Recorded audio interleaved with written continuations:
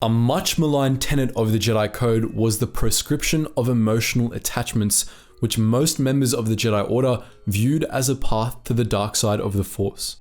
Millennia of experience had taught the Jedi that attachments, particularly romantic ones, had a tendency to spawn murderous Sith Lords. But how did the Sith view emotional attachments, particularly those born out of love? Were they, as some Sith sympathizers claim, more human than Jedi were? Or did they too have an aversion to romance? In this video, we'll be answering these questions.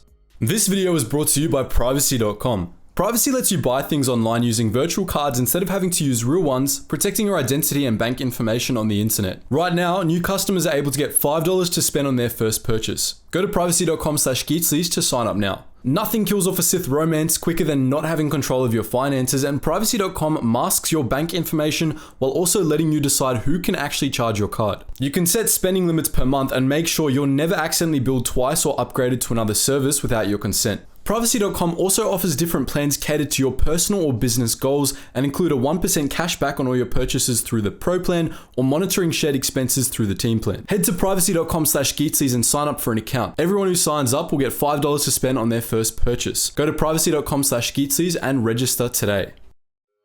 Before we begin, we should clarify exactly what we're talking about when we mention the Jedi Order's attitudes toward emotion and attachment. It's a common misconception that Jedi were taught to not feel at all, to pretend as if their emotions didn't exist. In reality, the Jedi simply encouraged keeping a grip on one's emotions and not letting them get in the way of the will of the Force. Their aim was to process their emotions and then let them pass, allowing themselves to remain rational and open to what the Force willed. If you're familiar with the real-world philosophy of Stoicism, it was pretty similar to that. Jedi weren't forbidden to love either. In fact, as Anakin Skywalker once said, you might say Jedi were encouraged to love. Love was central to a Jedi's life, as it was the root source of empathy and compassion, which kept Jedi motivated in whatever tasks the Force laid out for them. What Jedi were forbidden to have were attachments, strong emotional connections like the ones that form between parents or lovers. Attachment was seen as something that could interfere with use of the light side of the Force, as that was something that required a degree of detachment from the physical world. The Jedi's opposition to attachment wasn't just because it interfered with Force use, however. Jedi saw emotional attachment as something that could lead to possessiveness, which in turn could lead to the dark side.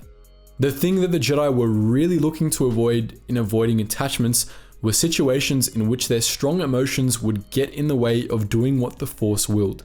As the will of the Force was believed to represent the greater good, service to it was considered to be the embodiment of selflessness, while acting in opposition to it was inherently selfish. The selfish desires that conflicted with the will of the Force were the wellspring of the dark side, as, after all, to use the dark side was to simply use the Force in a way that was against its will. As you might expect, Darksiders therefore embraced many of the strong emotions that the Jedi abhorred. The extremes of anger, hatred, and fear were sources of power for them, and the Sith reveled in them. While the Jedi tried to remain calm and centered, the Sith tended to the extremes and were always unbalanced, deeming the power that such a state gave them worth its many downsides. In many ways, the Sith approach to emotion was antithetical to that of the Jedi. You might expect then that the Sith encouraged romantic attachments while the Jedi did not. If so, you'd be wrong. Just like the Jedi, the Sith abhorred emotional attachments just for the opposite reasons. While the Jedi feared attachments for leading to possessiveness, the Sith loathed attachments for leading to mercy, which they considered a weakness. Romantic attachments, in particular, were right out. Romantic attachments required love, something that was anathema to the very foundation of Sith ideology. Remember how we said that Jedi were encouraged to love so long as they didn't get attached? Love was a property of the light side. It could be warped into something darker, but no matter what, so long as love remained, so did a path back to the light side of the Force. Thus, it was something that the Sith could never have for fear of weakness. Darth Vader, in particular, learned that lesson the hard way. To quote from Matthew Stover's Revenge of the Sith novelization, "You did it. You killed her. You killed her because, finally, when you could have saved her, when you could have gone away with her, when you could have been thinking about her, you were thinking about yourself. It is in this blazing moment that you finally understand the trap of the dark side, the final cruelty of the Sith, because now yourself is all you'll ever have. Sith ideology was purely selfish in nature. Sith spent their lives in an endless quest for power, seeking the greatest extremes of the dark side. Anything that got in the way of that, to them, was either a threat or a weakness and needed to be destroyed. While emotional attachments may have been what led Sith down the path to the dark side in the first place, they couldn't hold on to them for long after falling. A Sith Lord couldn't have other people in their life, at least not people they cared about. Attachments to others were a distraction from the endless, futile quest for ultimate power, and thus, they were a weakness, even if they weren't romantic in nature. The Sith actually ritualized purging attachments from their lives in gruesome fashion. Under Darth Bane's order of the Sith Lords, aspiring apprentices would have to murder the person they were emotionally closest to if they were to earn their apprenticeship.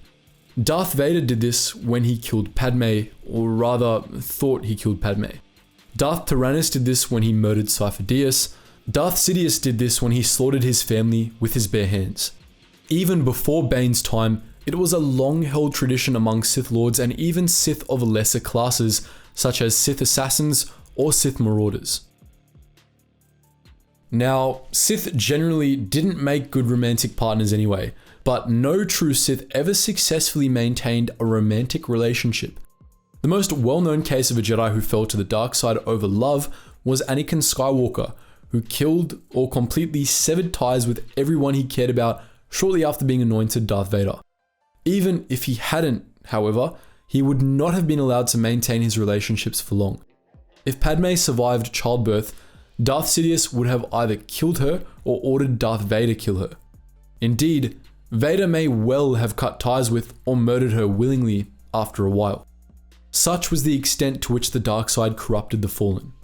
We do have a few concrete examples of Sith Lords murdering loved ones beyond the requirement of Sith sacrifice.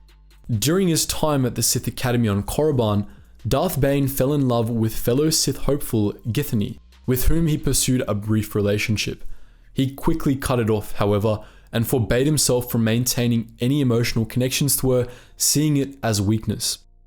Bane indirectly murdered her at the end of the 7th Battle of Ruusan and took her death in stride, not allowing himself to feel anything over it. Not even the sight of her rapidly crumbling corpse got the slightest hint of emotion out of him.